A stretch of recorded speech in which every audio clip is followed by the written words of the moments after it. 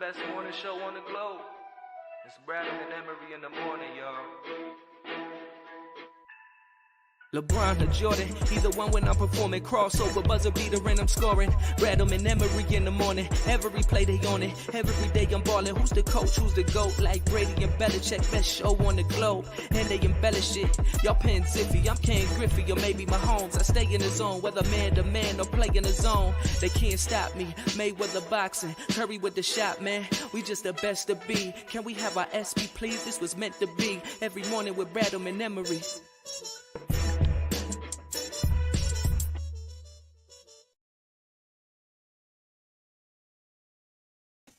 Yes, sir. You know the vibes. Brad in the morning. Marcus Brown, Justin Emery. Yo, what's going on? You know how like some days you come in here and you're more feisty to do the show than other days? Yeah, of course. Well, today is one of those days where I'm at like a level 10, and you should have seen me during the intro song. I'm ready to go. Yeah, you were in the tunnel waiting to run out? Oh, I'm on the field. I'm crawling out like 20. Before we get into our first topic, I want to have a correction, a slight correction on the Juwan Howard story. Okay. Number one, he did release a statement. He was suspended for the rest of the regular season, 5 games. And his statement reads, "After taking time to reflect to all that happened, I realized how unacceptable both my actions and words were, and how they affected so many. I am truly sorry. I am offering my sincerest apology to my players and their families, my staff, my family, and the Michigan fans around the world. I would like to personally apologize to Wisconsin assistant coach Joe Krabenholtz and his family too." Hopefully I got the name right. That's lastly, yeah, I saw that name. That's quite a last name. Lastly, I speak a lot about being a Michigan man and representing the University of Michigan with class and pride. I did not do that, nor did I set the right example in the right way for my student athletes. I will learn from my mistake, and the mistake will never happen again. No excuses. Great statement. Love the statement. Everything he said, agree 100%. What the correction was, the timeout was called with 15 seconds left. So for me, that changes a lot. Now, he does not have the right to put his hands on Greg Gard for any reason whatsoever. I'm sorry, to throw that punch at the assistant coach. No. I still believe Greg Gard should never have approached him that manner of putting his hands on. That was a bad choice. But Juwan Howard compounded the bad choice by the way he reacted also. 15 seconds, though, that breaks that rule, that unwritten rule of you can't do that. You're up 15 seconds to go. No, that's an absolute no. You can't. Well, I mean, we said on the show it was under a minute. We don't know, it wasn't a full. We said about a minute. We said like 55 seconds to a minute. So we said under a minute. I mean, granted, it's not that there's barely a minute left, but under 15 seconds is still under a minute. Under a minute is under a minute, yes, but under a minute, my interpretation under a minute is like 55 seconds, 50 seconds, somewhere in there. 15 seconds for me is completely egregious. But that's terrible. You can't do that. That's like, and they actually did a clip on YouTube for about 3 minutes of people breaking unwritten rule and what happens after that. Like usually guys flip out because it's poor sportsmanship to do that. Like if your guys are being pressed and you want to teach them a lesson about being pressed, you after the game in the locker room take them aside and talk to them about that. You can't do that. So this was I feel like this was fault on everybody. Obviously, Juwan Howard's going to get the bigger penalty because he threw. I mean, I don't even want to call it a punch; it's more like a mush. But whatever he did, he threw his arm out there, and that caused everything to spiral out of control. It was like a swinging stiff arm. Yeah, exactly. That's the best way to describe it: a swinging stiff arm. But Greg Gard's his hands aren't clean in this either. I think he, by calling timeout, obviously made his blood boil, and then the way he approached him wasn't the best either. But see, my thing is that I called it that I thought he would get 5-game suspension for the rest of the year. Yeah. But you're making $3.2 million, a $40,000 fine after playing 15 years in the league. That's like $5 to you and me. Correct. Right. What my big issue is actually that they didn't suspend anyone on Wisconsin's side. Completely agree. I don't think that I would have suspended the head coach because, like I said, I didn't really feel like he did anything wrong. Like, you're not going to suspend the coach for calling the timeout 15 seconds left in the game. That's not a suspendable offense. You can't do that. And he didn't do anything in the melee that I thought warranted a suspension. Right. Maybe fine him more than 10 grand. Mm-hmm. But the assistant coach, that's the one. Yeah, I don't know if I would have necessarily suspended him the whole 5 games as well. Maybe 2 games, 3 games. Do they have audio on the assistant coach at all? I haven't seen it come out yet. Because I want to know what he said also.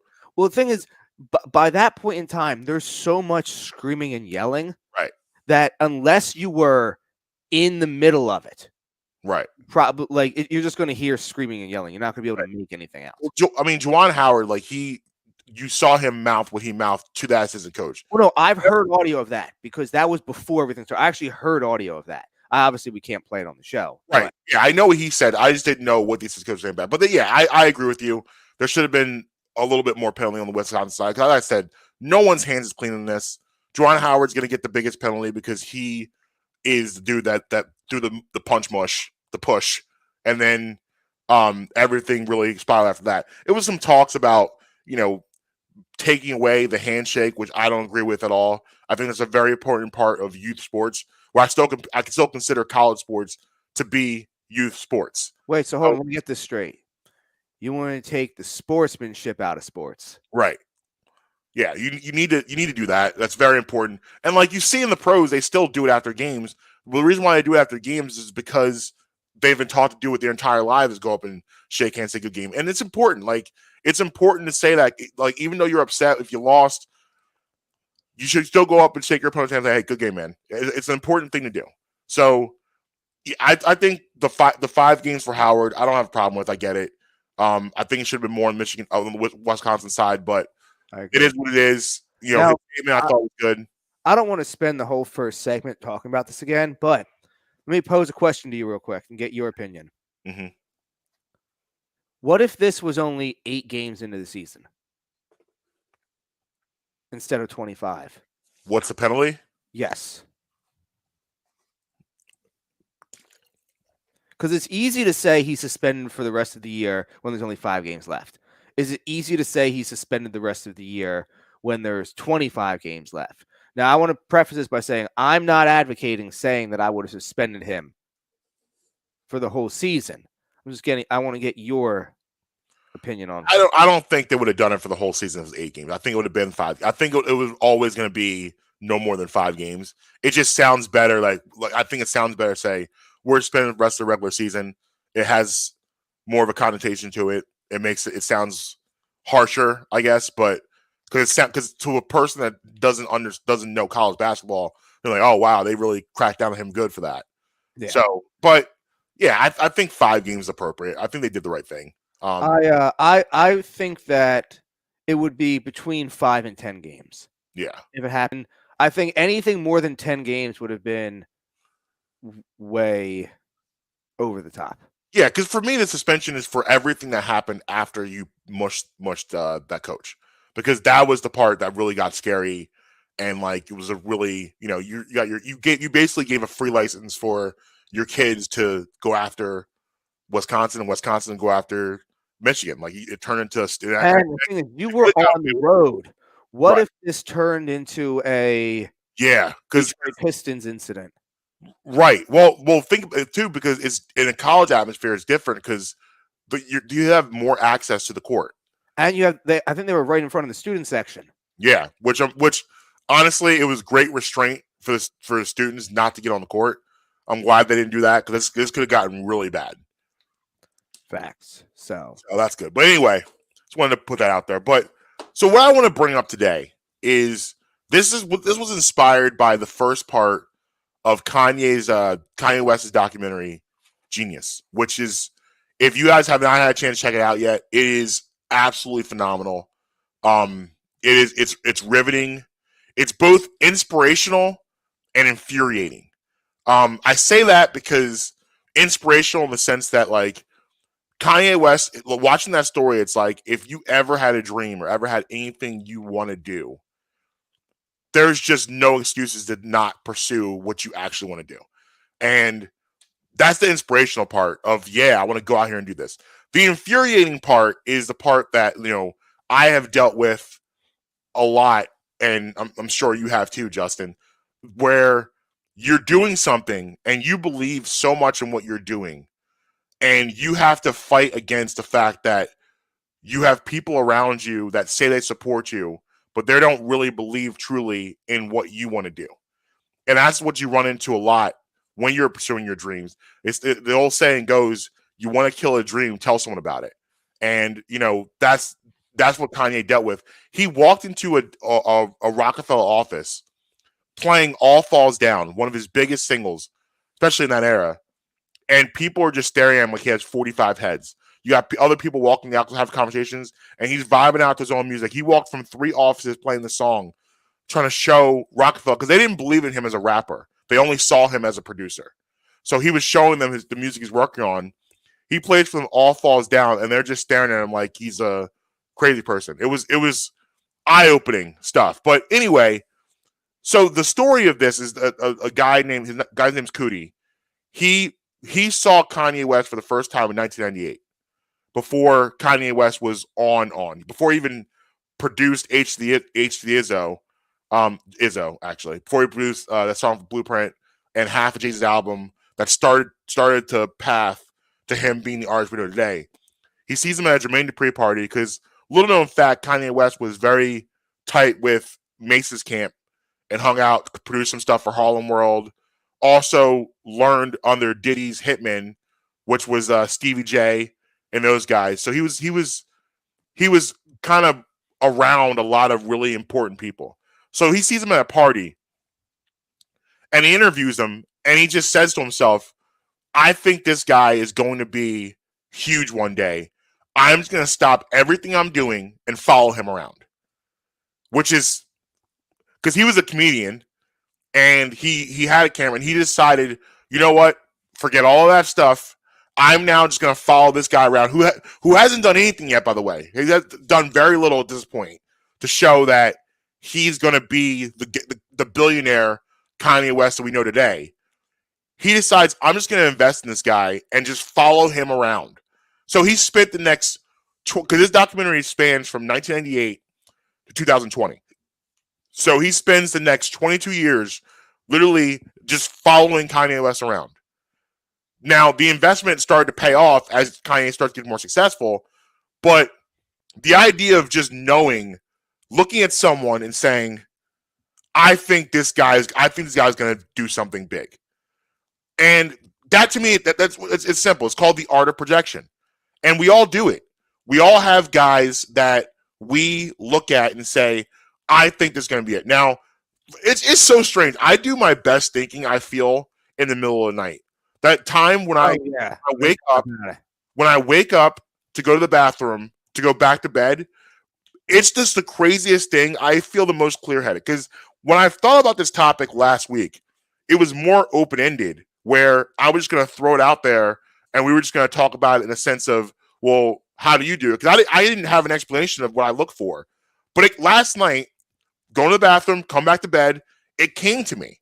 Because I've thought of a guy like Joe Burrow and Luka Doncic, like guys who I have said, yeah, I feel like they're going to be next. And what I love about guys like, I know about myself, I need confidence. I need you to have, I hate using the word because it's so overblown now, but swag. Like Joe Burrow, the outfits he wears, the confidence he projects. Same with Luka Doncic. Luka Doncic, for me, won me over when, not won me. I was already a fan of his, but where I really became a fan is in the bubble when he's facing the Clippers, and they're talking and saying all sorts of filthy, horrible things to him. Some of the scariest guys in the NBA, and he stood up to them and didn't care and said, yo, I'm going to keep bringing it. Like, I'm not worried. I don't care. And literally almost beat them by himself. And that was, for me, cemented it. I already was a fan of him, but that was like, yeah, this is my guy. And Jordan, I'll go back to Jordan. Like, I didn't project Jordan. I was a fan of him. But I think I enjoy trendsetters.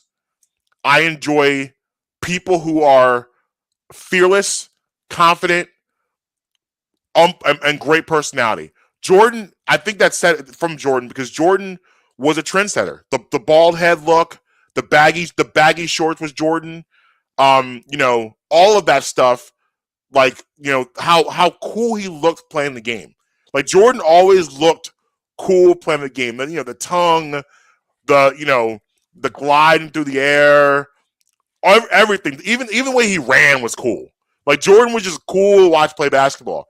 And like all of that stuff, I think, kind of formulated my opinion about what I look for when I pick a guy. Now, when you have your own teams, I'm not talking about your team.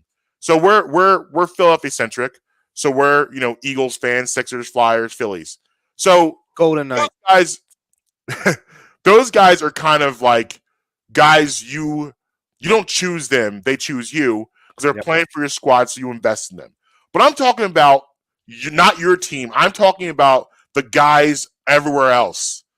For you, the Justin Herberts, like those type of guys where you're just like, I'm going to be a fan of this person. Like, what is that process like? I think it's fascinating because, like I said, I go back to Genius documentary. Cootie sees this kid in 1998. This is 1998 is 7 years before the college dropout, and it's 3 years before Blueprint. So he's literally this kid from Chicago at this party, and he says, "Oh, okay, you. I'm now going to follow you for 22 years." That's wild to me, but like we all do it, and we all have that in us to do that with people, and it happens with music. But there's music artists that I was like, I love these people. I'm not talking about the mainstream, I'm talking about like random people you found. You're like, yeah, I want to follow them around. So I just want to open that up and have a dialogue about the art of projection, because I think it's fascinating how we all do this. Yeah, I mean, so I'm going to gloat about all of my wins first, but to make sure that I can keep some reality to the conversation, I also came with a list of my biggest misses as well. Yeah.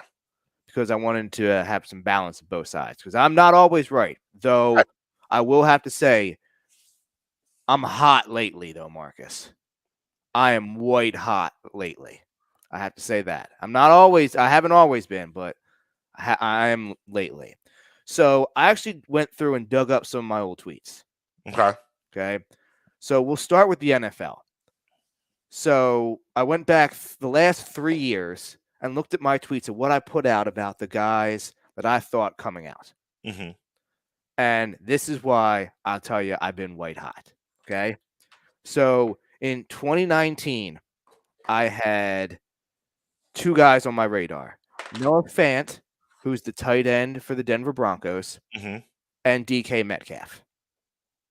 So let me read you a tweet that I put out on 2/7/19. Okay. I know they drafted Goddard last year and they have Ertz, but Fant will be a true game breaker with his speed at the tight end position. Now, if you fast forward now, he's played 3 seasons. In 3 seasons, he's missed 2 games, both because of concussion. One his rookie year, one last year. He had 563 yards his rookie year, 670 second year, 673 his third year. And this is catching passes from Drew Lock and Teddy Bridgewater. Right. So I still think, and he's 6'4", 250, and runs a 4.4 at the tight end position. He will be better with a better tight end or a better quarterback throwing in the ball. Maybe even Aaron Rodgers. Maybe.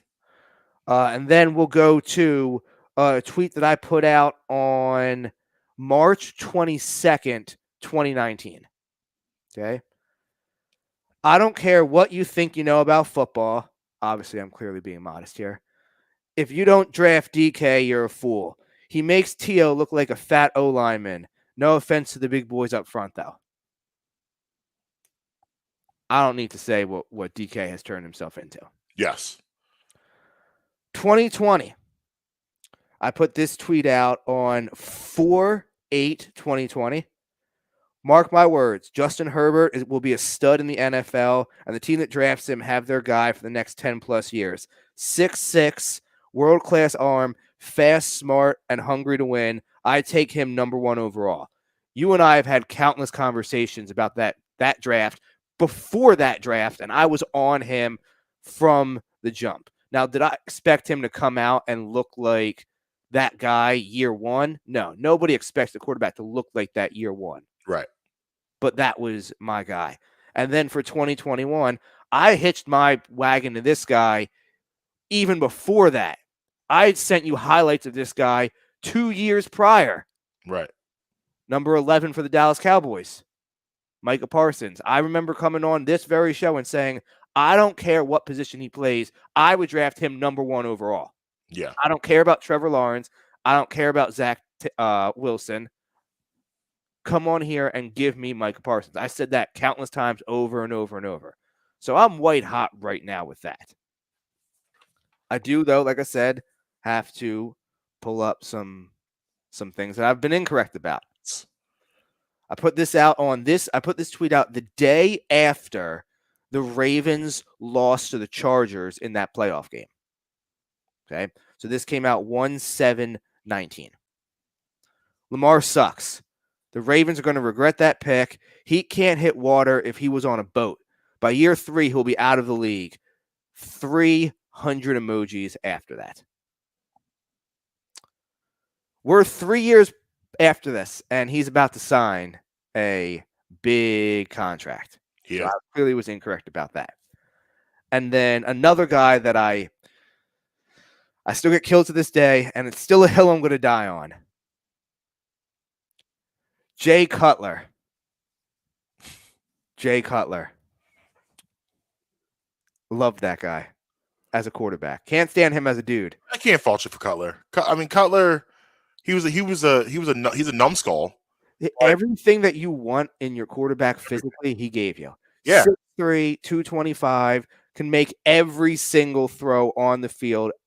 He was fast enough. There was a drop on WIP, I believe it was, played for years.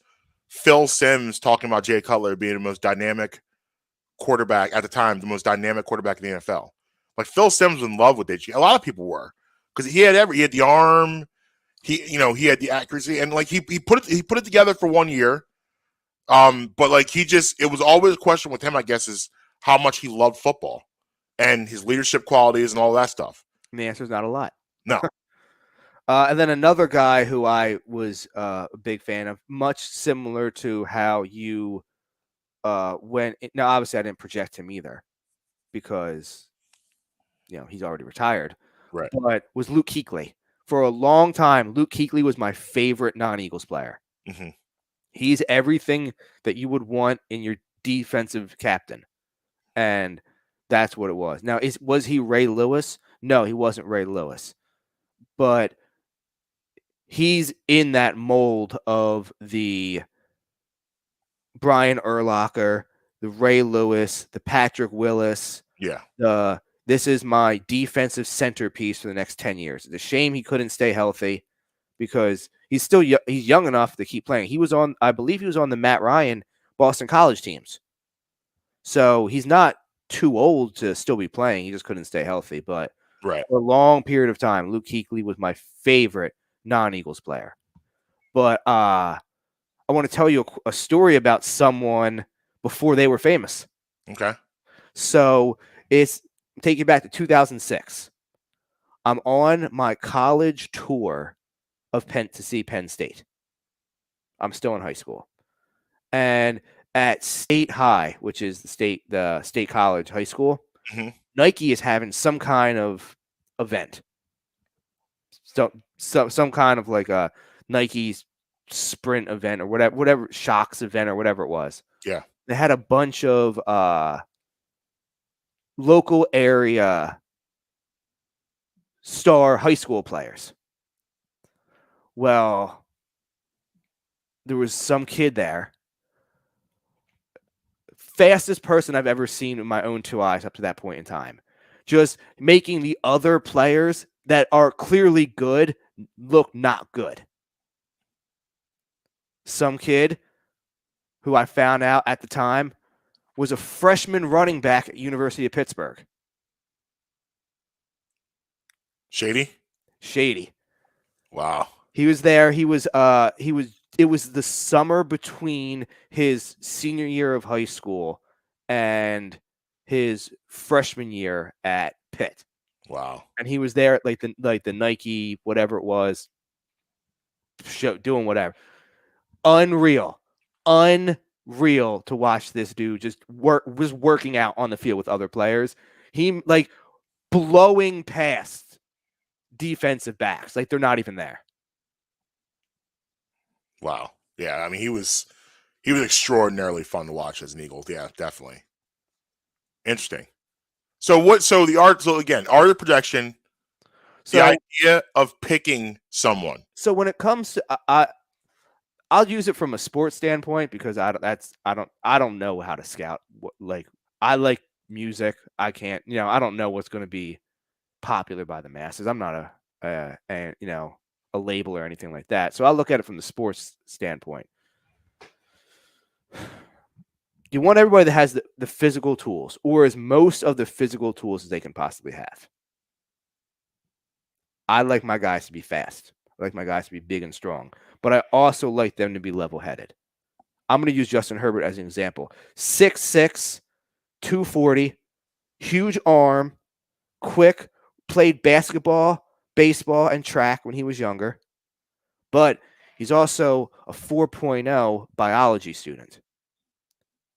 He's the top student teaching assistant while he was at University of Oregon. He was a 3-time all-scholar, all-American. That's exactly what I want in my guy. Right. But like, I guess my thing is, it's like, they're like, for instance, like I'm a Joe Burrow guy. You're a Justin Herbert guy. It doesn't mean I don't like Justin Herbert, appreciate his game, but I gravitate towards Joe Burrow. Like people gravitate. You can have listen in NFL, NBA, MLB, whatever league you want to name. There's plenty of guys that fit attributes like that, but we all end up picking. For instance, baseball. Back in the day, I was a Ken Griffey Jr. guy, not a Barry Bonds guy. I recognize that Barry. I was a Griffey Jr. guy too. Right, big Griffey Jr. guy. Yes, I recognize that Barry Bonds is the best baseball player I've ever seen. That didn't matter. Griffey guy. I'm a Griffey man. Like Griffey was a guy because, again, for me, I love the backwards hat with the earrings at the home run derby. I loved his one of the sweetest swings you ever see. The best off-speed pitcher, the best off-speed hitter I've ever seen. Like that man did not miss curveballs, which is a hard thing to do. Like who sits on a curveball? But like the way he would hit a baseball, it was majestic, and it did something to me that made me fall in love with him. Even though I knew Barry Bonds was better, I was a Griffey man. So that's I guess my part of it, at least for me. How do you when it comes to the Herbert Burrow situation? Mm-hmm. For me, Herbert was a 4-year starter. Yeah. Burrow played 2 seasons at LSU after riding the bench for 3 years at OSU. Mm-hmm. So I just got exposed to Herbert at a young. Like I like Joe Burrow. I'm not taking away anything from Joe Burrow. Right. It's to me. I wasn't exposed to Burrow as early as it was because if you remember, Herbert's the one who came up and took over after Mariota left. Right. So as Eagles fans, you're so fixated on when Mariota came out that all eyes in Philadelphia were on the Oregon football program. Right. Chip was the coach. Mm-hmm.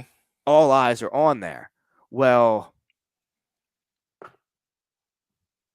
it was Herbert came in, lit it up right away.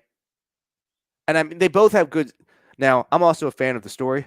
I like, and I'm not saying Joe Burrow doesn't have a good story. Well, there you go. That's the thing right there. The story. So one of your things is a good story. So Joe Burrow, everybody knows, from the Cincinnati area, Mhm. or I should say the Western Ohio. I Yeah. don't know if it's actually Yeah, yeah. Cincinnati, but he's from Western Ohio. Yeah, he's from. I think you're right. I think he's from the Cincinnati. Well, wait a minute. Did he go to the same? Did he go to the? Him and LeBron have some crisscross. No. He's from Western Ohio, not Cleveland. Okay. All right. The crisscross they have is they're from Ohio. Yeah. So he goes to Ohio State, Mm-hmm. buried on the depth chart. Yep. For 3 years.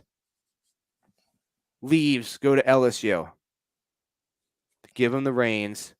First year, has a good year.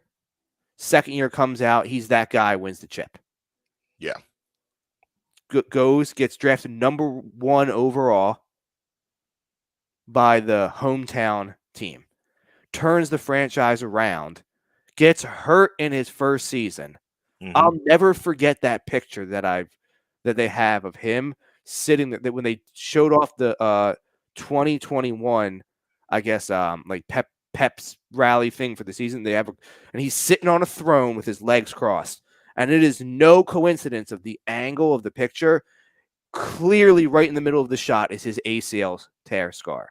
Mm-hmm. That is not done on purpose, on accident. That is done on purpose, so you can see it. So when you're looking at that, all right, rookie year, he was showing promise. Boom, gets hurt, comes back. What does he do after he comes back? Drags that team to the Super Bowl after he convinced the team to draft his boy from college instead of getting him help up front. He said, no, we can worry about that later. Go get my guy. Yeah. They did. They lit it up. Joe Burrow has a great story. Justin Herbert equally has a great story. Grew up on the West Coast. Grew up a Chargers fan. Growing up in San Diego. Itself. Yes, he grew up in San Diego. His family moves to Oregon. He becomes a huge University of Oregon fan when he's a kid. What happens? He gets to go and be the quarterback at University of Oregon. And then what happens? The Chargers draft him. So he got to be the quarterback of his favorite college team, and now he's the quarterback of his favorite pro team. Wow. There's a picture that was on when he completed on Monday Night Football last year against Tom Brady. There's a picture of him holding up. You know how like it's like your first day of school? It's like, whatever, age 10 grade. It was like, what do you want to be when you grow up? It said the quarterback of the San Diego Chargers. Yeah. Now, obviously they're in LA, but it's the same team. Right, yeah. They both have great stories. The difference is that Herbert was always the guy everywhere he went. When he went to University of Oregon, he was a 4-year starter. He didn't sit behind somebody for 3 years like Joe Burrow did. Right. But at the same time, Oregon's not the powerhouse that Ohio State is. Correct. Because let's be honest, the guys that Burrow sat behind, they were some good quarterbacks. Yes. Don't want to take anything away from those guys. They were some really good quarterbacks. Now, I think Dwayne Haskins sucks in the NFL, but go back and look at him at Ohio State. And that's kind of Ohio State's reputation, where they have really good college quarterbacks who don't pan out in the NFL. Now, go look at Justin Fields at Ohio State. Mm-hmm. These guys lit it up while they were in college. Make no mistake about it. And Joe Burrow also, it was timing sometimes everything, where he ends up going to LSU and Joe Brady's there and basically teaches him the New Orleans Saints offense. And he's running a pro offense in college football. Drew Brees, I've told the story, I believe before, where Drew Brees watching them play, he watched all that season because of Joe Brady, and he literally is calling out plays and sets they're running there because they were running the same things in New Orleans. And Joe Burrow had the greatest offensive season from a quarterback ever in 2019. Yeah. But yeah, you talked about the story of the story of the person, which I think is very important.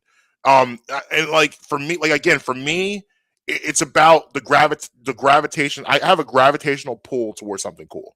If I feel like something's cool, I'm in. And that's why it was for me. It was always Griffey over Bonds. I thought Griffey was cooler than Bonds, but that was my thing. I like the swing better. I like the stance better. I love the backwards hat because in the 90s, backwards hat was a thing. I love the earrings of the home run derby. All of that stuff led me to being, okay, Griffey's my guy. Even though I know Bonds is better, Griffey's my guy. And like, I think we all have that in us where for whatever reason you want to pick, you just pick a guy. You end up picking someone, and when you pick him, that's just who you're riding with. Yeah. Now it's easy to pick superstars. Right. Now that's an easy thing. Like for example, I was who wasn't? But I was a huge Randy Johnson fan. Mm-hmm. The big unit. How could you not? 6'10" lefty throwing 100+ with no control. Right. How could you not like that? Just that'd be absolute. And that sidewinding motion, terrifying. But a guy who was one of my, we're talking about guys that are on other teams. Josh Beckett. Josh Beckett. That was my Marlins. Josh Beckett. What's that? Florida Marlins. Josh Beckett. No, the early Boston Red Sox. Early Boston Red Sox. Josh Beckett. Yes. Florida Marlins. Josh Beckett was different. He was a machine. He was disgusting. Like that team that beat the Yankees in the World Series. That Josh Beckett was different. Him and AJ. I'm thinking like 04. Okay. 05. Like the Red Sox team that won the. That was 04. 04. Give me that Josh Beckett. 3-0. Yeah. Mm-hmm. Yes. The one that broke the curse. Yes. He was one of my guys. Josh Beckett is. I mean, he was dominant, But you're right. There are those guys off the bench for a team. You're like, I love that guy. It's just interesting. Like for me, I don't know. It's always been fascinating to think about what leads us to these choices to fall in love with because you're right. You have the superstars and they're the easier picks because you have the kind of your pick of the litter. But then you'll have those random guys. Like I know a lot of the Mike Scott thing. No, that pissed me off. Yeah, well, in the beginning, I got it because it seemed like it went on too long. That was the issue. It went on way too long. In the beginning, he's not on the team anymore, right? No, he's not. I don't even think he's in the NBA anymore. Okay, I just didn't know if he was still the 15th guy. No. He's not. I don't even think he's in the NBA anymore. The replacement for Mike Scott was George Niang, which was a significant upgrade. I love George Niang, but yeah, a guy like George Niang, I love George Niang. George Niang is precious to me. I mean, I guess for me too. I watched him. I watched him when he was in Utah. I knew it was a good pickup. It was a very good pickup for them. Even better pickup now that you have Harden, because he's going to be able to do the thing he loves to do best, which is stand somewhere and shoot threes. But guys like that, I like Mike Scott. I got it in the beginning after he hit that huge shot in the playoffs to beat Brooklyn, and then he played pretty well throughout that playoffs and into the next season, and then it all fell apart and people were still like the hive and it got silly. But you have guys that love Shake Milton, and maybe it's because of the name Shake, because it's a great name, Shake. Oh, it's strong name, Shake. So and then he had that I think Simmons was hurt just before the pandemic. Simmons was hurt and he goes on a tear and goes and rips the Clippers for 35, and he was putting up these incredible numbers. So people were like, "Oh, Shake." But you have those guys. Like I remember the 2001 Sixers. I was a huge Aaron McKie guy. Now, a lot of that had to do with the fact that I'm a huge Temple basketball fan. So Aaron McKie being good in the NBA was I was very happy. The year won $6 million a year, but things like that. It's just, to me, it's just always interesting how people have those picks of just their guys. And these are my guys. I don't care what you say. And literally you're hanging out with your buddies at the bar, you're whatever, and you'll literally go to war and have arguments about these guys. Don't say anything about my guy. Yep. It's like part of your family. Don't say anything about my guy. You know who else was on that list for me? Richard Sherman. Seattle Richard Sherman. I had his jersey. Yeah. I don't have it anymore. I've since donated it because I was like, why do I have a sharp jersey? Yeah. But I had his jersey. Oh yeah, I had his jersey. Big time. I was a huge Revis man. Oh yeah. I love me some Darrelle Revis. Good friend of mine was a huge Steve Smith and Steve Smith's a strong one. Julius Peppers. Julius Peppers is a strong one too. Julius Peppers played forever. He was a scary Great individual. football name, Julius Peppers. Oh yeah. Strong football name. But I'm looking forward to they're actually the part 2 of the Kanye documentary debuts tonight. They're doing it in 3 parts. Part 1 was last Wednesday. Part 2 is tonight, and then part 3 is next Wednesday. And listen, if you haven't watched it, even if you're not a Kanye West fan, even if you're not a music fan, which is weird, but I'll say even if you're not a hip hop fan, it doesn't matter about any of those things. The story is a guy trying to achieve a lifelong dream and being focused on that and being determined and saying, I don't care what anyone else says, I know I can do this. And that, I think, anyone can identify with. Yeah. And like I said, Cootie, unbelievable projection. Yes. Look at Kanye West 1998 and say, yep, you, come here. I'm going to follow you around for the next 22 years. And the footage he got, like you're talking like you got like the bad days, because we all have those. Listen, anyone who's doing anything to be successful and anything out of the realm of a 9 to 5, you're going to have failure beyond failure, beyond failure, beyond failure, way more than you succeed. So he was there at that point where he was able to get a lot of those failures, which is so key to the story of anybody, is those failures and those moments that get you and propel you to your success. So he was able to get all of that stuff. Like he was there for everything. Like I said, check it out. It's absolutely riveting, amazing television. It's both inspirational and, again, infuriating. Yeah. So let's hit a break real quick. Yeah. On the other side, we have a bunch of just bullet points to get to. Yes. We got some basketball all-time things to address. Correct. And I dug something up from the archives, Marcus. Love it. That's going to make us look very bad at projections, both of us. Uh-oh. I dug up from the Give and Go days. Oh, boy.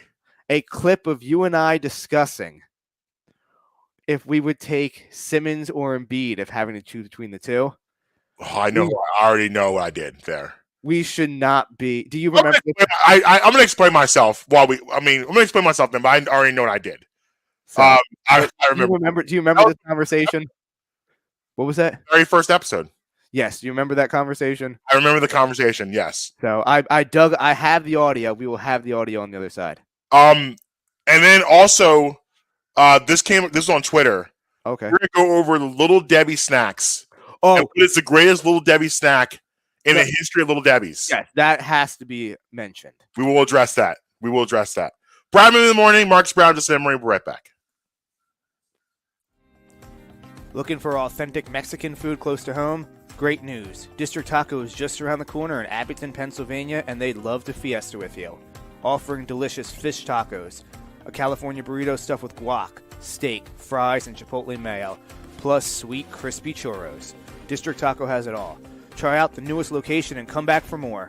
Get 10% off your first in-app order with promo code BREMI10. Always fresh, always Mexican. District Taco. Relationships can be tough, and finding that special someone can be even tougher. So when it's time to make a decision on what to do with the ring, you don't want to have that be tough too, right? Hi, I'm Marcus Brown. I'd like to talk to you guys, my friends at Vans Jewelers, located at 13 South York Road in the heart of Hatboro. Back in 2017, when I decided to get engaged, there was only one choice for me. Going into Vans Jewelers, I was quite nervous, but they put me at ease right away with their friendly staff and their easy selection. They have selections for any budget. Rings, watches, chains, earrings, you name it, they got it. They also offer free ultrasonic cleaning and stone checks on any ring. Vans Jewelers also provides cleanings while you wait every Tuesday through Friday. What else do you want? You can't beat it. Go see my friends at Vans Jewelers, located again at the heart of Hatboro, 13 South York Road. Justin here. Let me tell you about my friends over at Beef Jerky Outlet. A family-owned business, Sharon and Michael have the best jerky around. They have a huge selection to choose from, but always make sure to try my personal favorite, the Honey Barbecue Turkey Jerky. Don't think they only have jerky for sale. They also have the best supply of sauces, marinades, and rubs for all of your new recipes. Located at 110 Lincoln Highway, right by Oxford Valley Mall. Head on over there, go in and say, yo, Justin sent me. Every Friday, we're bringing you bits. But it's especially hilarious to me knowing what I've seen happen in McDonald's locations over the years. Hell, what I've done in McDonald's locations over the years. Hits. Always winterize your pipes. I think that is such a funny... And everything in between. See, it's the opposite. You don't see it, and he was totally about eating that baby. We are Twitty and the Brand. We're going to ruin something that you love. New episodes weekly on all your favorite podcast streamers. Yeah, man. Welcome back. Bradman in the morning. Marks Brown, just Nimry. Yo. Before we get to the facts today, forgot to give a shout out on Monday. Okay. Forgot to give a shout out to the students at Penn State. Last weekend was Thon weekend. What? Thon weekend. What's that? Thong weekend? Thon, Thon. Oh. Yeah, no G. Okay. Thon weekend. It's so every year they have like this big whole weekend dance marathon where the selected students literally dance for 46 hours straight. Like that's not an exaggeration. Like they 46 straight hours. I've seen it. That's a lot. Like me. And they do it and they raise money for the cancer research at like the Penn State Children's Hospital. All-time record this year, 1 year, 13.67 million. That's amazing. Good for them. And next year will be the 50-year anniversary of it. And to date, they're at 190.1 million. So I expect them to cross 200 million next year. That's awesome. And that's actually where I got my first start doing anything for the radio. Nice. Like I was a student there, and they run the student radio broadcast. Yeah. And so they had me do the color commentator section of it. They would have a play-by-play and a color commentator. Well, I was doing the color commentating. They gave everybody 2-hour blocks. Yeah. They gave me 4 to 6 a.m. That's early. That's rough. That's okay? It was rough, especially because you can't even try to get a full night's sleep in. No, so I had a terrible night the night before. Well, I had a good night, but a terrible night.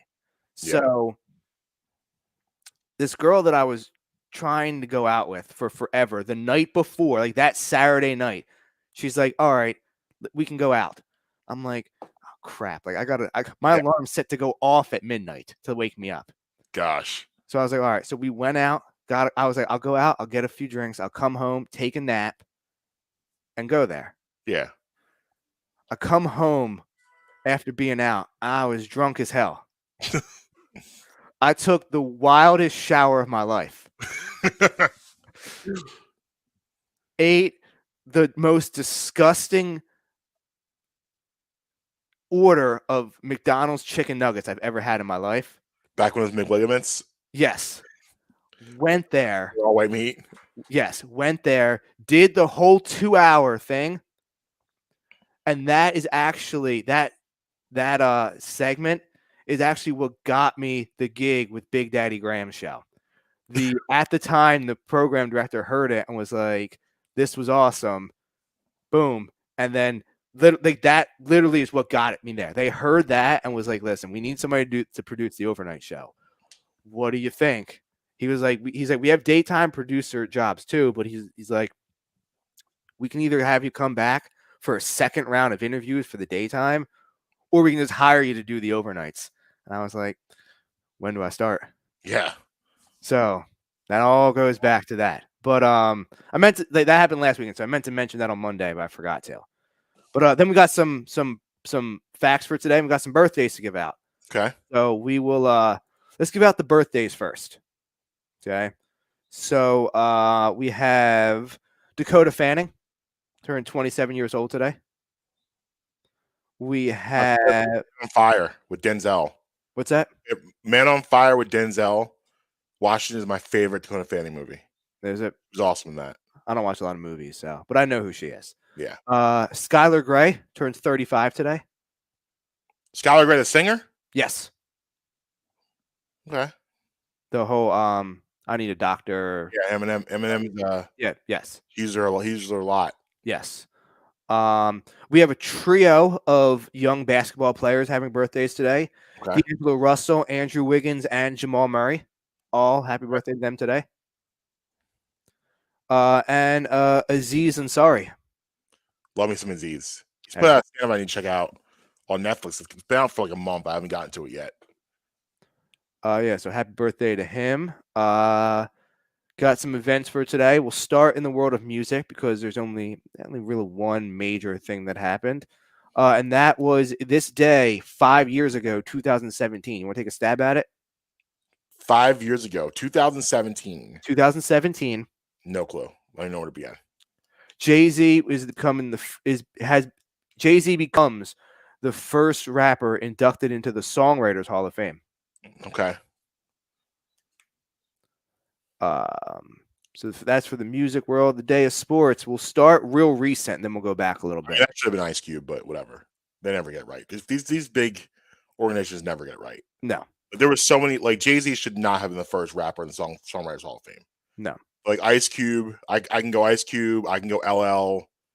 They should not that Jay-Z didn't belong to be in there, but he should not have been the first. It's just like that's a name. It's like the Grammys. They go by the names they know. You know, like Macklemore beating Kendrick Lamar for album of the year is absurd. That should never happen. I don't even want to get started on that. We'll just move on. So 1 year ago today, do you know what happened 1 year ago today?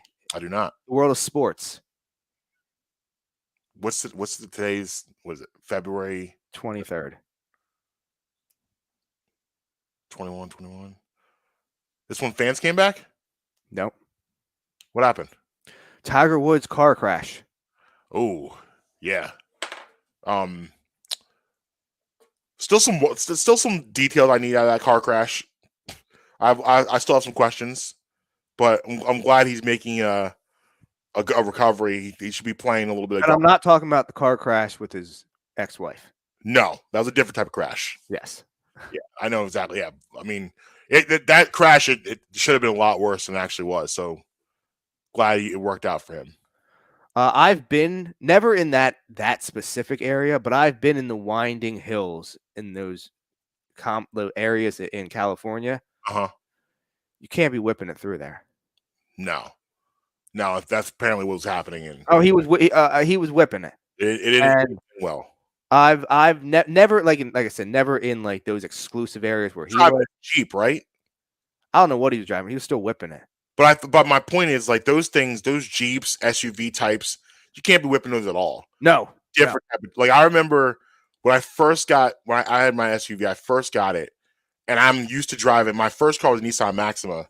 Wait, is this the SUV that you crashed up on Bristol Road? Yeah, I told you that story. Oh yeah, you told us that story on air.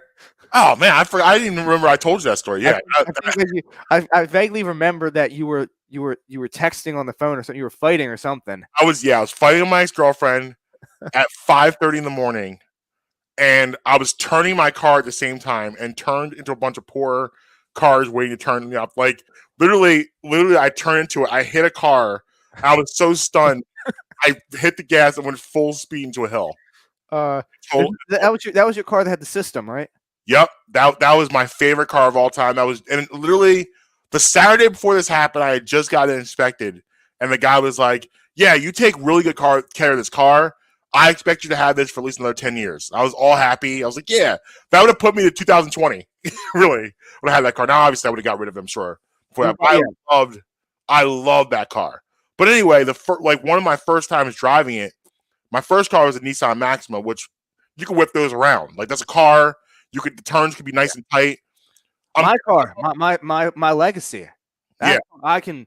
Oh, I used to put around the driving through like the hills in Colorado, like the mountains. Yeah, I'm coming off the turnpike at like 70, and I slow down like 50, and I start to turn, bro. That thing started to lift a little bit. Like I got really scared. I was able to kind of like slow it down a little bit more and pat it and get it back, but it started to levitate a little bit. We about to, and like I was like, it's funny because it has that over the visor. It most SUVs it says right there with the circles aligned through it of them flipping of what not to do around turns. I was like, yeah, I'm going to listen to this from now on. No, Like you don't SUV is know. You could flip very easily in SUV. They're so top heavy, I guess the word I want to use. I don't know if that's the word I want to use, but like they're so light in that regard where they'll go easy. Where cars don't do that. Yep. So, and I think he was driving a Jeep, and that's why things got out of control. You can't be whipping Jeeps around like that. No. The hills are real out in California. Yes. Were you in the league when Wilt did this in 1968? He becomes the first player for 25,000 points. Yeah, I was actually. Okay. I had a road game that night. Okay. It wasn't against you, right? No, never. I shut Wilt down. He only averaged 35 and 13 against me. You mean he's not the best player ever? No. We'll get to that list. 1985. We have a pair of things that happened. Okay. The infamous Bobby Knight and the chair incident. Mm. And legendary, and for my money, a little bit of hockey talk right here. For my money, the best goaltender of all time makes his debut in the NHL. Okay. Patrick Waugh. Patrick, don't call me Roy. Waugh. And you go Patrick Waugh over the Dominator, Dominic Hasek? By the thinnest of margins, yes. Okay. I mean, don't get me wrong. That's the guy who's there for number 2 for me. But by the thinnest of margins, I do, yes. What I was always even though he played for the Devils. Oh, Brodeur. Brodeur, Martin Brodeur. Martin Brodeur, yeah. I was the Marty guy. Yeah, he was a bad dude. Because I love again, back to the our objection talk. I love the guys that come up big in big moments. And Marty Brodeur was a guy you didn't want to deal with in the playoffs. No, he was a machine. Yeah. He was truly a machine. Yeah, in the playoffs, he wasn't right.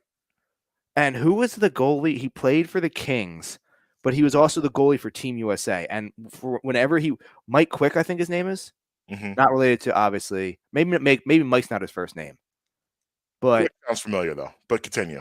He was the goalie for the Kings when the Kings won that cup. Mm-hmm. But then he goes to the Olympics. And while obviously Team USA did not win the gold, he won like all the individual awards for like 2 straight Winter Olympics. I think it was 14 and 18. It was just like, all right, when he went to the Olympics, it was kind of like Carmelo, when like Olympic Melo. Yeah, Olympic Melo. Limpy Melo. Yeah.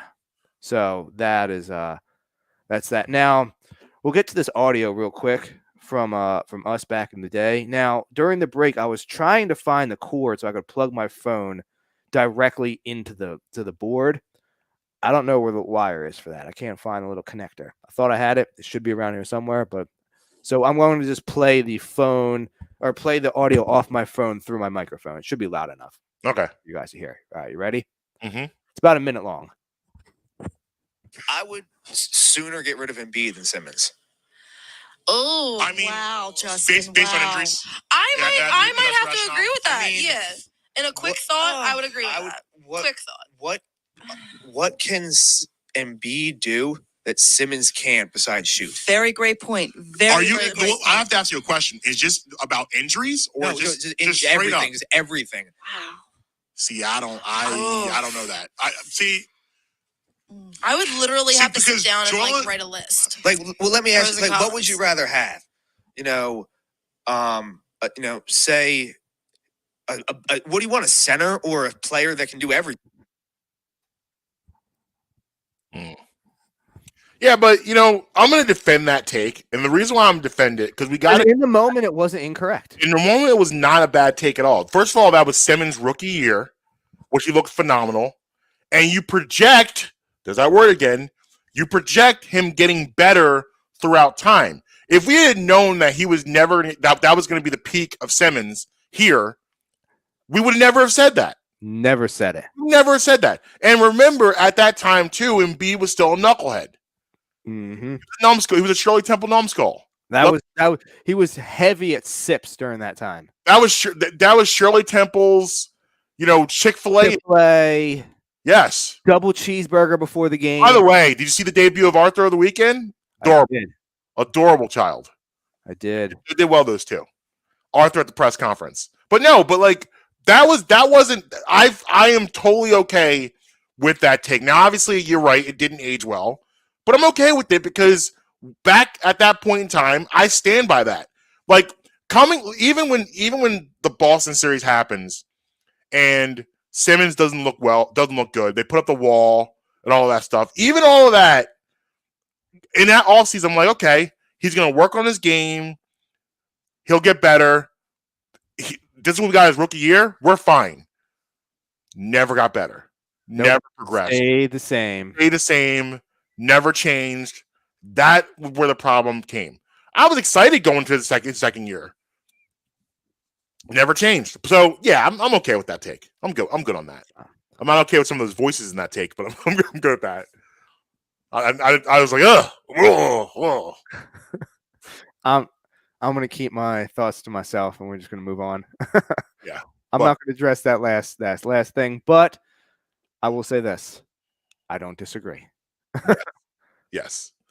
So since let's just stay basketball right now. Real quick, not a lot of Sixers news, but I do want to address one thing that happened. They have signed Willie Cauley-Stein to a 10-day contract. I don't think this was the big man that Morey was talking about. No.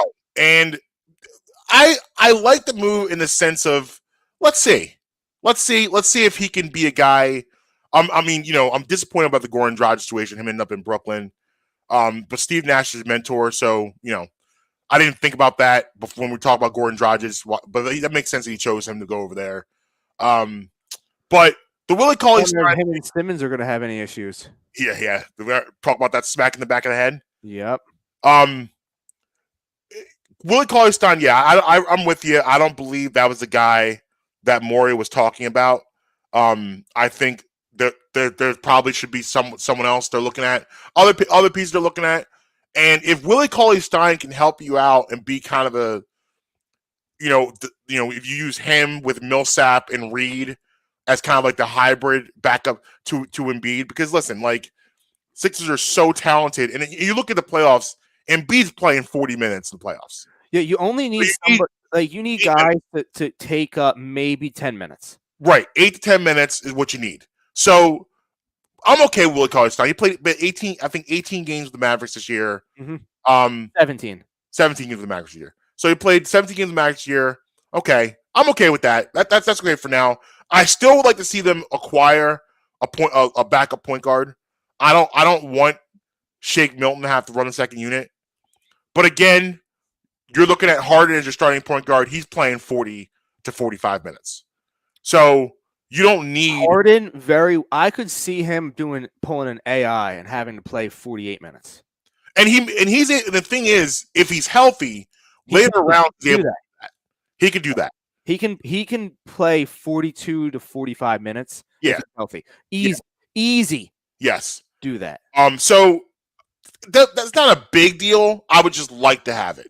Mm-hmm. So that's really what's going on with them, and obviously we're all geared up for 48 hours from today, the debut of James Edward Harden Jr. I'm really looking forward to it. There will be lots of news notes of that on Saturday morning. Yes. Or afternoon, wherever we're at the beach or the outlet. A lot of news notes on that. We'll talk about that and get that. But nothing really happened with the Sixers as to be expected, and we'll get back to them. But what I want to do... Well, hold on. Let me give you who they just signed? Stein? Cauley-Stein? Yes. Let me give you some trivia on him real quick. Okay. Do you know who his college teammates were? He was Kentucky, right? So was he Devin Booker? He was. Who else was on that team? Was he Embiid? No, it beats Kansas. No, it beats Kansas. Devin Booker. Now remember, they had the Harrison twins, who both. Yeah, what happened to them? Oh my gosh, the Harrison twins! I forgot all about them. They're like the O'Bannon twins. Mm-hmm. What happened to them? They were everybody. They were. There's that word again.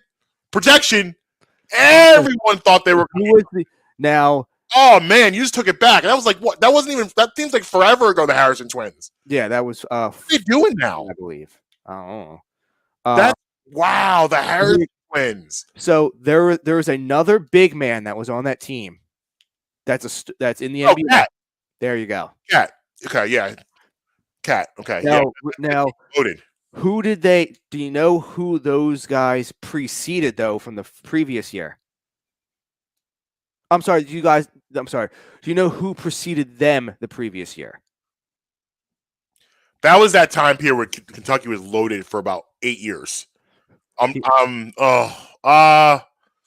you're gonna talk. I don't remember. Who jump started the process? With the hair. Should have been the number 1 overall pick before he got hurt. Oh, Wiggins? No. Wiggins wasn't. Big man with the hair. Should have been the number 1 overall pick. Started the process. I'm blanking. Nerlens Noel. Oh, right. New Orleans. Yeah. I was blanking on that. I didn't equate him. Yeah, I didn't equate him with that. But yeah, no. You're still caught up on the Harrison twins. Yeah, the Harrison twins was a name I never thought I'd hear again. But they were like, you talked like that Kentucky team with the Harrison twins, with the Booker, with Willie Cauley-Stein, Cat. That's one of the greatest rosters ever. Ever. And those Harrison twins, everyone thought they were going to be something big. Book was the 6th man coming off the bench. Yeah, and he was like the book that we got in the NBA, we didn't know that was happening. No. Like the guy he's turned into, Kobe Light, we had no idea. We had no idea we were getting Kobe Light. So years ago, there was a video that came out from NBA Films or whatever the NBA equivalent of like NFL Films is. I'm not sure what it'd be called, but whatever the equivalent of that is.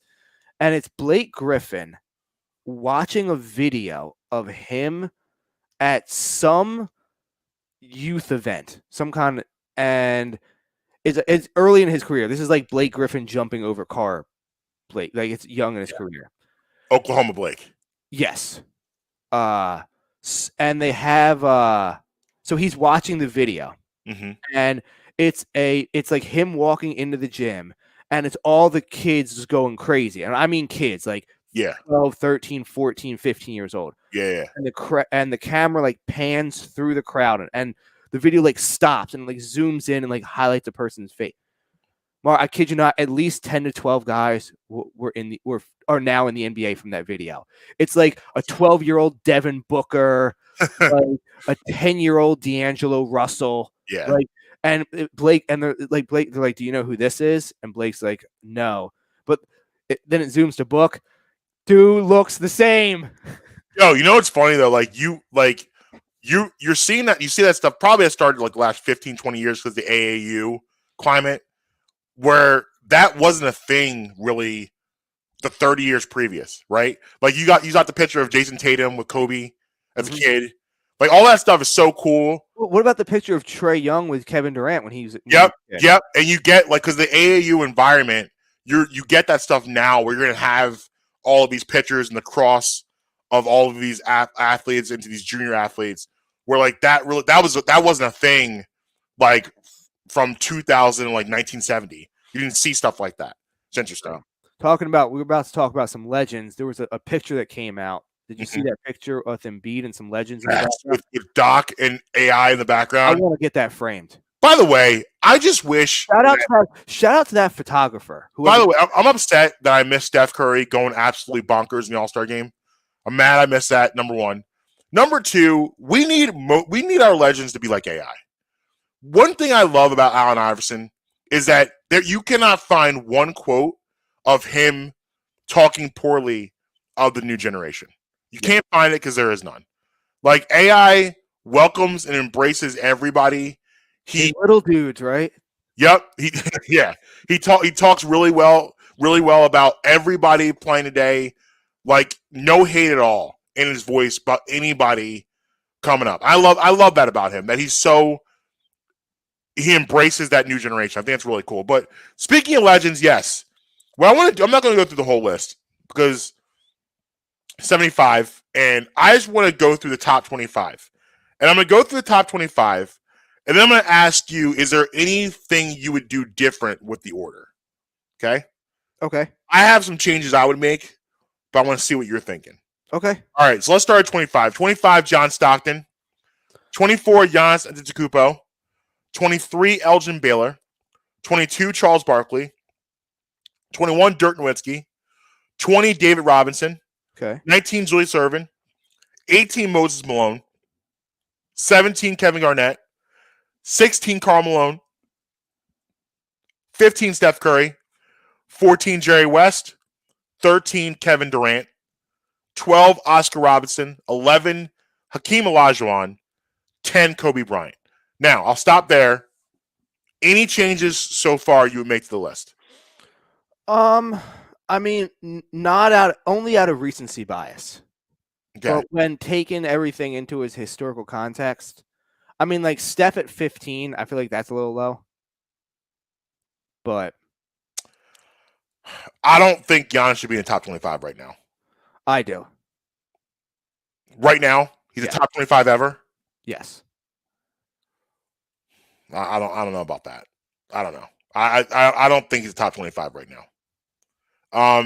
And that's about it so far. Like I said, just my biggest one is that I think Steph should be higher than 15. I think Giannis is top 70. I think Giannis is on the list, but I think 24 is a little high right now.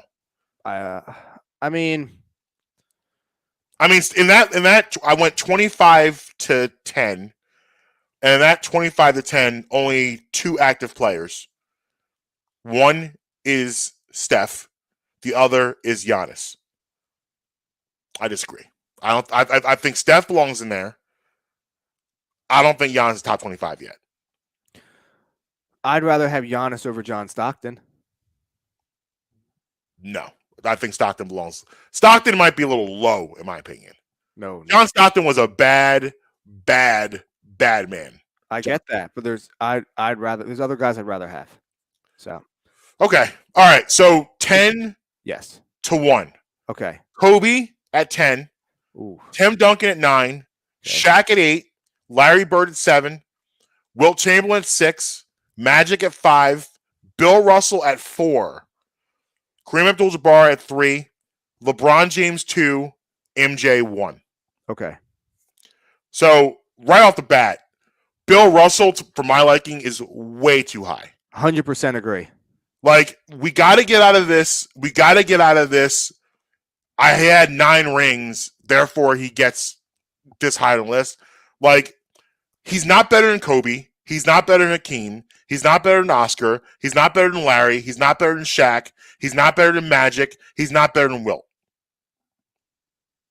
So what is he doing up there? I don't know. Respectfully. What's he doing up there? I think Kobe's a little low. I agree. At 10. I would leapfrog Kobe over Duncan and Shaq. I think Larry Bird's low at 7. Okay. Larry Bird was a bad man. Larry Legend. Larry Legend, to me, is a top 5 dead or alive. I actually flip-flop Larry Bird and Magic Johnson. I flip them. So let's go. So I'll give you my top right now. Okay. Okay. We know who 1 and 2 are. We're not going to get into the semantics about which ones. I don't want to do it. Don't do it to me. So 3. Who was number 3? Kareem. He's hard for me. He's hard to move out of there. Yeah, I can't move him. And like, I'm not going to do this for the fact that I think Kareem gets disrespected way too much in these conversations. Like, people need to start putting some respect on Kareem's name. Yeah. Like, I don't want to move Kareem for that fact alone, that he gets disrespected in conversations way too much. Yeah. 6-time champion, scoring champion, MVP counts number of times, led the league in scoring counts number of times. What he did. I mean, he doesn't get college. I don't think he would ever win it, but he doesn't get enough votes as number 1 either. I agree. I don't think he would win it, but he deserves votes as number 1. Listen, there's a case for him to be the greatest to ever do it. Yeah. There's definitely a case. So I'm okay with the top 3. Who was 4? Oh, Bill Russell. Yeah, Russell. This is where it gets weird for me. I think that Kobe has to be 4. Okay. I'll put Kobe 4. Who was 5? Magic. I'm putting Tim Duncan at 5. Ooh. And you could even convince me to put Tim Duncan 4, Kobe 5. Okay. Okay, so there's my top 5. I'm rounding out my top 5. LeBron, MJ, who was 3 again? Kareem.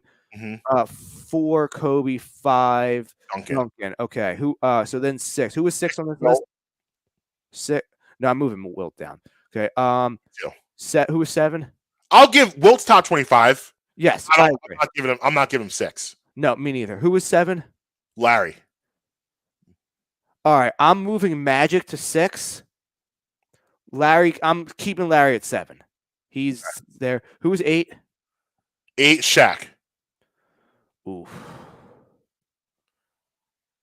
Who was 9? See, here's I don't like this. I don't like that they have Wilt ahead of Shaq. Me neither. Because Shaq did Wilt things against grown ass men. Yes, I agree. They didn't have, like, basketball wasn't their part. Like, these guys in the 60s, basketball's a part-time job. Yes. They were literally doing other things. They were carpenters. Right. Like, Shaq was out here doing this against people. This was actually their job. Yes. Making them look silly. So, Shaq, to me, has to be ahead of Wilt. I know that's going to make a lot of old-timers upset, but... This ain't the living room. Like, honestly, listen. You have 1, 2... I'm not going to count Tim Duncan, power forward. I'm not going to say a big man. So you got 1, 2, 3, 4, 5 big men in here. The only big man I put over, the only big man I say Wilt is better than that list is Bill Russell. He's not better than Kareem. He's not better than Shaq. Not better than Hakeem. Who was 8? 8, Shaq. Oh, okay, 8. Who was 9? 9's Duncan. Shaq, Duncan, Kobe. Kobe 10. Oh, Hakeem's not in the top 10. Say again? Hakeem isn't in the top 10, but you would put him in the top 10. Hakeem's 11. Okay. Yeah, but he's not in the top 10. But you're saying you would put him above him. I think he's above. Yes. I think. Okay. All right. I just want to make sure I understood what you were saying, right? Big men here, I go Kareem 1. I go Shaq 2. Hakeem 3. Wilt. Bill Russell. Bill Russell being in top 4 is silly. I don't know what like, bro, come on. Bill Russell's not a top 4 basketball player of all time. No, he's not. And like the thing, like listen, he looks like a nice man. He's an ambassador for the league. All that stuff is great. That has nothing to do with the actual resume of being on the court. Fact. So yeah, like, it's like for instance, it's like, you know, Rob Gronkowski. He won a lot of rings.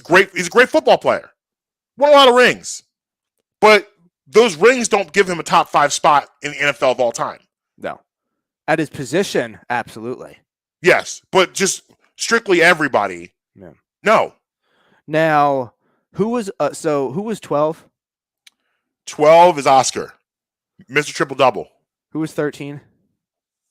13 is Kevin Durant. Oh, I'm sorry. He was the other active player.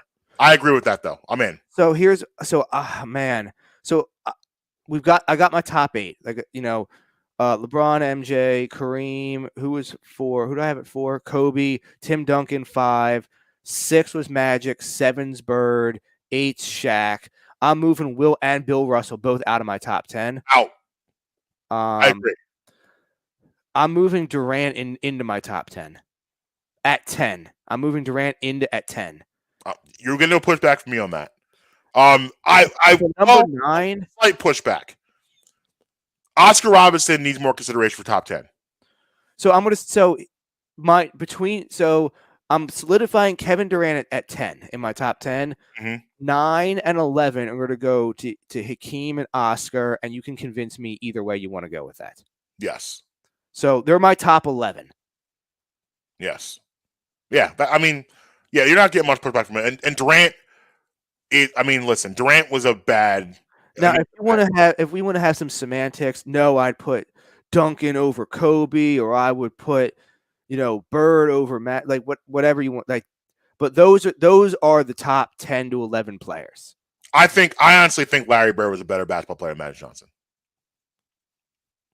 So I have them at 6 and 7. Would you flip them? Would you put Magic 7 and Bird 6 then? Yeah.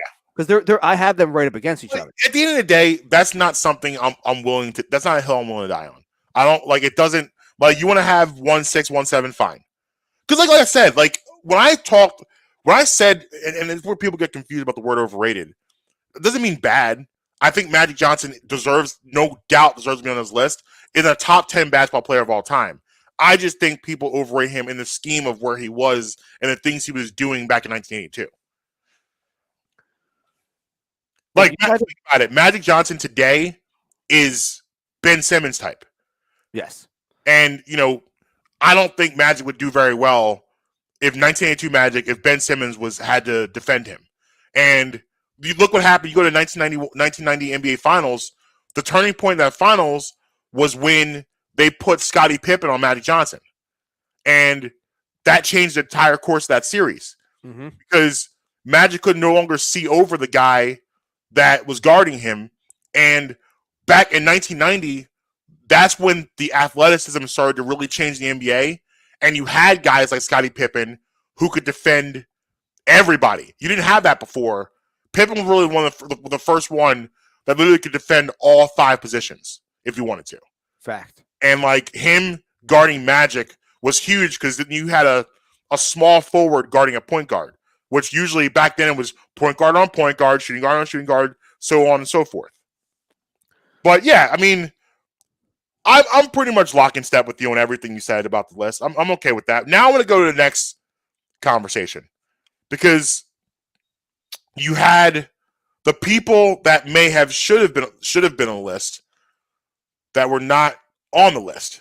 Okay. So these will be the honorable mentionables of people who may have made the list but did not make the list. Okay, and see if you would take anyone on the 75 off. So I guess I have to give you some names from the 75. We'll go to 75 to 25 because obviously none of these people crack top 25. No. Give me like 75. How many players are on the honorable mentions? We have 3, 6, 9, 12, 13. So just give me like 65 to 75. Give me like the bottom 10 names. Okay. All right. So we go Pau Gasol is one name. Now, are we going 75 to 65? No. These are the people. These are honorable mentions I'm giving you right now. Okay. All right. Give me the honorable mentions. Okay. Pau Gasol. Okay. Dwight Howard. Oh, okay. Wow. Yeah. That was a big, to me, that was a big slight. Yeah. Chris Bosh. Tony Parker. Okay. Vince Carter. Oh, wow. Okay. Alex English. I don't even know who that is. I say no. He was an incredible scorer. Played for Denver Nuggets. But I say no. Okay. Here's an interesting name. Bernard King. Now, Bernard King injuries derailed him back in the 80s. But there were like when Magic Johnson and Larry Bird if I was doing a music analogy, he's George Michael to Madonna and Michael Jackson. Like George Michael, there was a time period in the 80s, he was one of the baddest dudes out there alongside of Michael, Prince, and Madonna. Mm-hmm. But he didn't. It was a slow burn, and Bernard King kind of had a similar situation where he was hurt a lot. But there was a picture, the very famous picture out there, I think it was a Sports Illustrated cover, where Bernard King is sitting on a throne, and Magic Johnson and Larry Bird are kneeling to him. That's how dominant Bernard King was at one point in time. Like New York Knicks, Bernard King was a different animal. So, interesting one. Now, here's one. Now, I'm going to tell you, this is one of my guys. So, already, seeing this name right here, I'm glad he's mentioned it in the mentionables, but, like, seeing his name, this is one of my guys. Tracy McGrady. Okay. Love me some T-Mac. Here's another controversial one that people were clamoring for. Klay Thompson. Okay. One of your guys. Yep. Kyrie Irving. Okay. Draymond Green. I'm telling you right now, I'm out on him. I love, like, listen, big part of the culture of that team, does not belong on this list. Paul George, and finally Manu Ginobili. Okay. So give me the list of 75 to 65. So 75, 65. You got 75, Lenny Wilkins, Robert Parrish, 74, Pistol Pete Maravich, 73, Jerry Lucas, 72. Oh, wait, Alex English is on this list. What? All right, take him off of there. I don't know what that was. What did I have him on there? Hal Greer, Alonzo Mourning, Damian Lillard. Wow. Tiny Archibald, Billy Cunningham, Chris Webber. Okay. So we'll go off the guys who have not made it. I love Dame, but he should not have made it over Klay Thompson. No. So the guys that Dwight Howard needs to be on that list, and he needs to be like in the top 50 to 60. Agreed. Not only just, I can't believe he's left off. Wow. Okay. So Dwight wait, I have a Howard- correction to this. Yeah. Hold on a second. Caveat. Okay. What I'm reading you right now is because I'm seeing some of these names I'm already seeing, which I actually like this better. This is the Athletics top 75. Oh. However, so some of these names are on here, but the NBA left all of those names I mentioned off of their list. Okay. I knew Dwight Howard wasn't on the list. I was confused why he's on here. But yeah. So this is the Athletic top 75. So Dwight Howard needs to be on that list.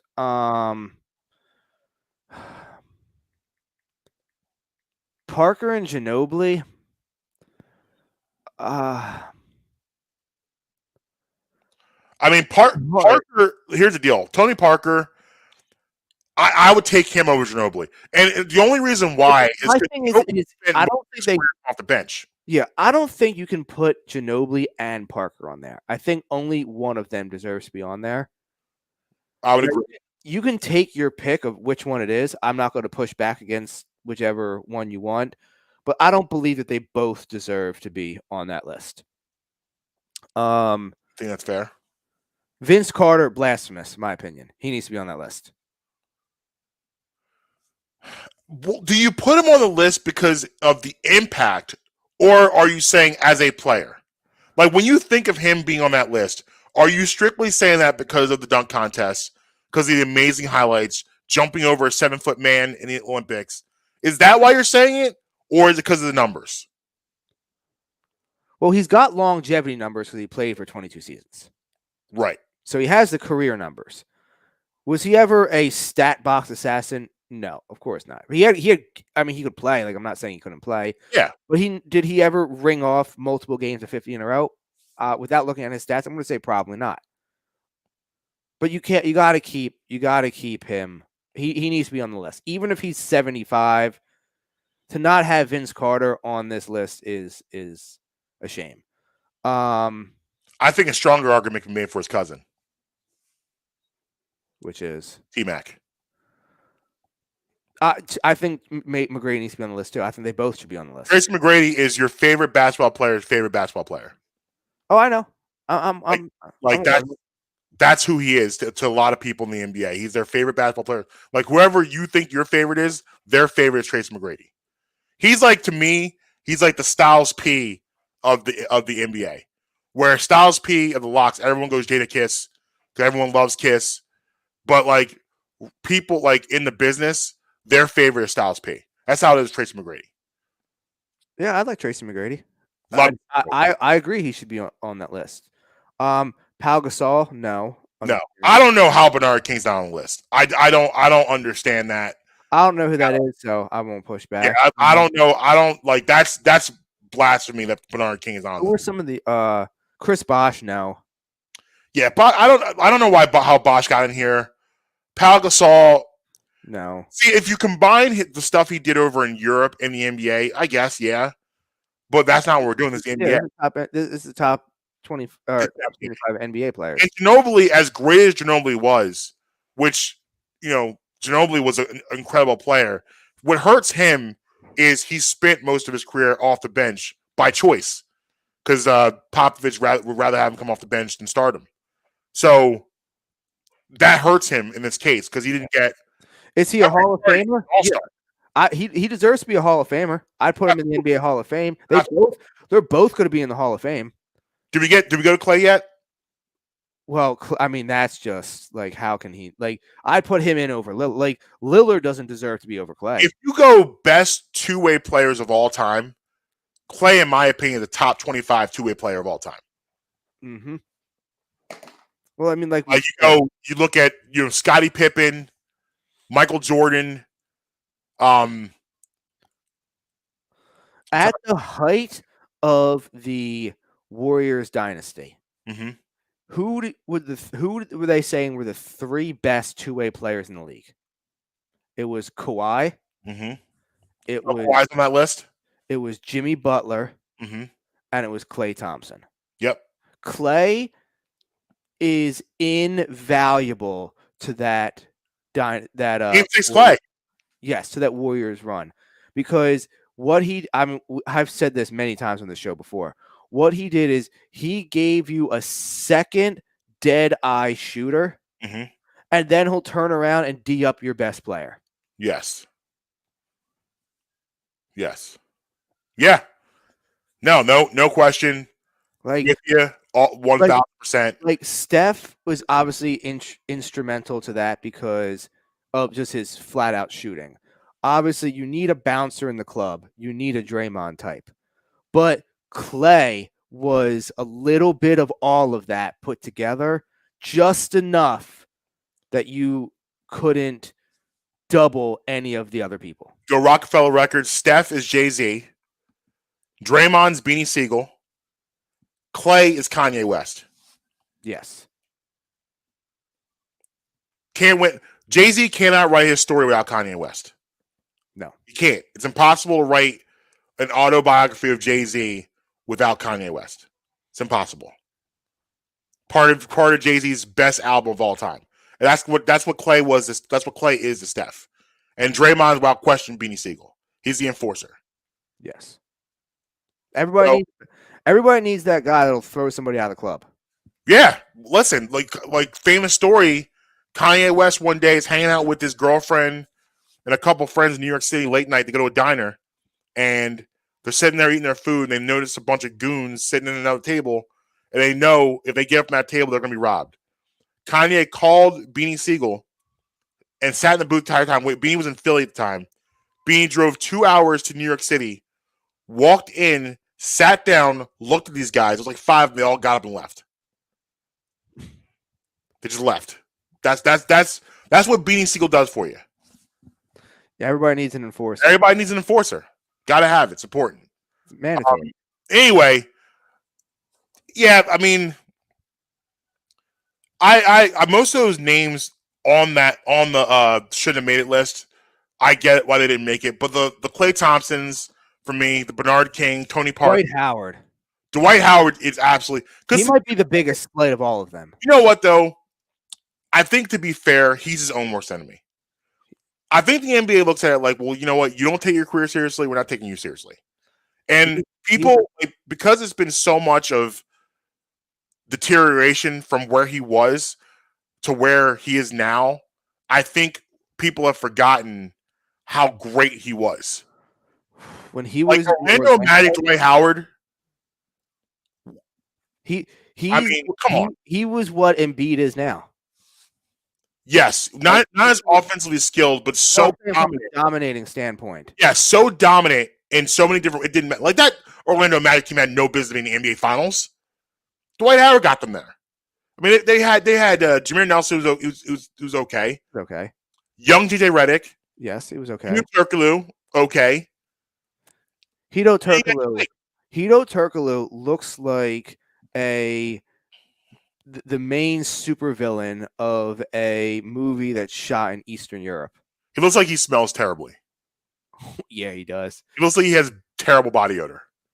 He just has that look about him. You know who else looks like they smell bad? Who? Dina from Jersey Shore.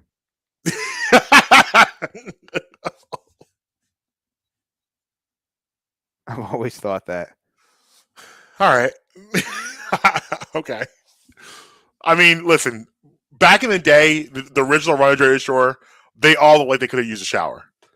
Oh yeah, but They all look they need showers. specifically her. Like Dina now, she's a mom. I think she's probably got it together. But the original Run, I'm with you. They all look like they probably have, especially like you're on the beach all day. You're in those And channel in shoes. the ocean, in the pool. Yeah, they all could have used showers. Showers and Jesus. All of Definitely Jesus. them. All right. So, what are we gonna move on to? I'm at the end of my notes. What else do you have? Let's save Little Debbie for Friday. Oh, okay. Let's save Little Debbie for Friday.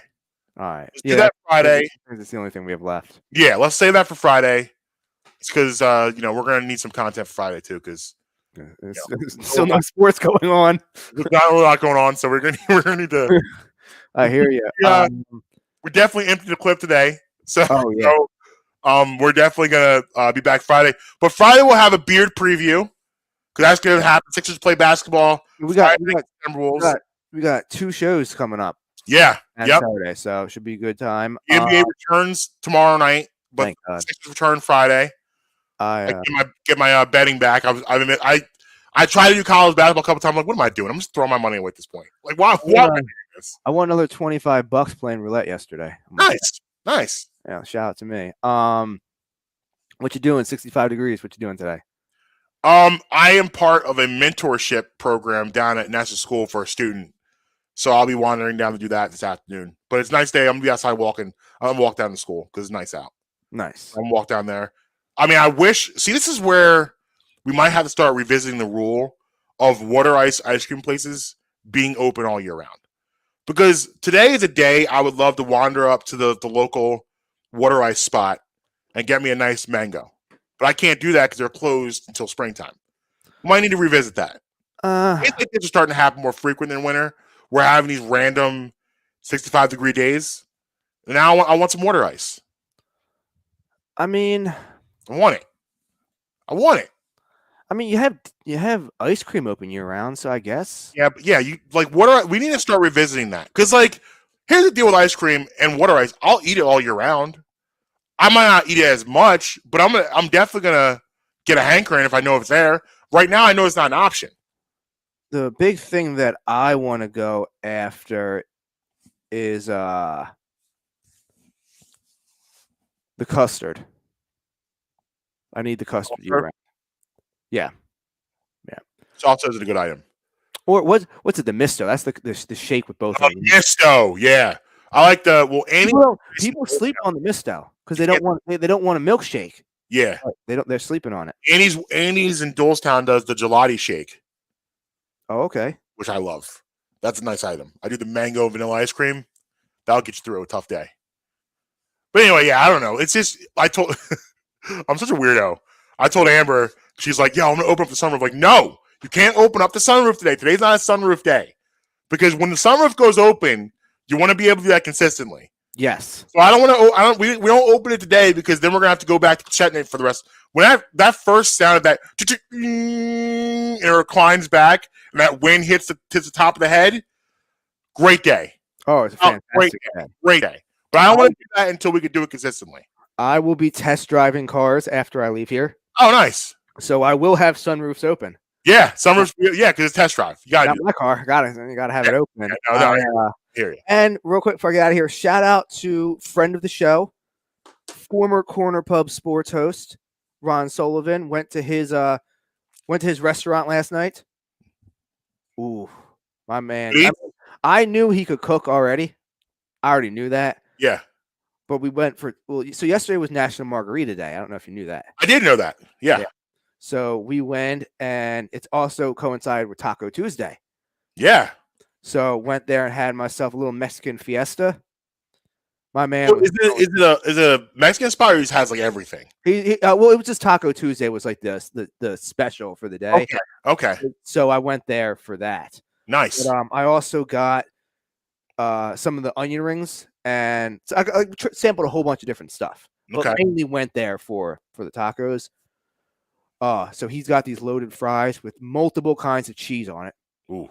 bacon, all of that, Speak my language. and hand breaded onion rings with homemade spicy dipping sauce. In. Yeah, we'll go there. We talked to him. He's like, you know, I'm gonna have to come off the mountain to go check him out. yeah, we met. Hey, listen, it's not far from the jerky spot. That might be a venture. Might be Curly's, might be there. We don't know. Yeah. Well, Curly's is definitely happy. I'm definitely taking that home with me. I can't go all the way up there and not go to You Curly's. can't go up there and not get. You can't do it. I took her there. To Curly's? Yes, What'd you think? she said it was great. She wishes they sold halves. It's too much. Too much Yeah, but then you have half for later, the next day or whatever. for me. Yeah, of course I did. Nice. Of course I did. Yeah, it was. That's some good eats right there, Curly's. Yeah, you don't need a side dish. You don't. I'm gonna do it anyway, but you don't need it because they have good stuff. And they're next time you go there, well, Saturday, get a burger. No, I'm getting a cheesesteak. Do both. Have a burger now and have cheesesteak for later, or a different day. I'm telling you, their burgers are phenomenal. They don't miss there. And that mac and cheese, woo! They don't miss. They don't. They don't miss at all. We'll be talking about some. We got some. I've been putting together the Hate or Love It Friday. We got some food things in there. Don't worry. Love it. Oh, you might hate it. All right, yeah, maybe we'll see. At Marcus be tweeting everywhere. At Justin and Michelle on the Bluebird app. Brad Memory Pod everywhere. BradMichelle.com for the merch. 10% off the code Bremy. Beef Jerky Outlet Langhorne. Make sure to come check us out there Saturday, 1 to 3 o'clock at Beef Jerky Outlet, and make sure you use promo code Bremy10 for 10% off your first in-app order at District Taco. And until next time, you can be with us, you can be against us, but never going to stop us. Late.